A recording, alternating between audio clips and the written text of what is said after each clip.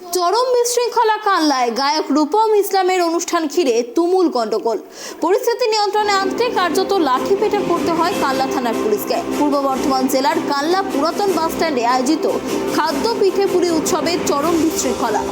রূপম ইসলামের শোতে বুধবার সন্ধ্যার পর থেকেই মাঠের মধ্যে ঢুকতে শুরু করেন পাড়ার প্রচুর মানুষ। মাঠের বাইরে ভিড় করেছিলেন, আর তারপরেই ছড়ায় বিশৃঙ্খলা।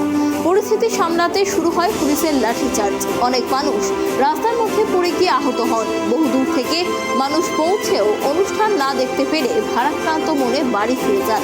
এমনকি পাঁচিল টপকে ভেতরে উঠতে গিয়েও পড়ে যান অনেকেই। এরপরেই পাঁচিলের মধ্যে আলকাতরা ঢেলে দেয় কর্তৃপক্ষ। স্বভাবতই ঘটনার দরুন ব্যাপক চাঞ্চল্য ছড়ায় এলাকায়।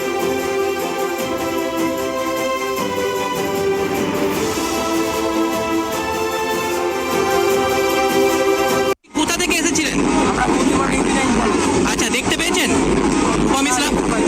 কি হলো এখানে পরিস্থিতি? এখানে সামনে গিয়ে গেছিলাম তখন লাঠিচার্জ করেছে। কারা লাঠিচার্জ করলো? পুলিশরা।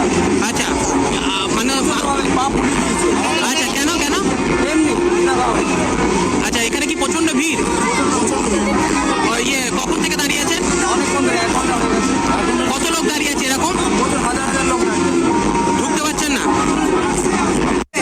লাঠিচার্জ ছাড়া কেন মানুষকে লাঠি দিয়ে মেরে গাড়ি করা হয়েছে? কোথা থেকে এসেছেন? হাজারো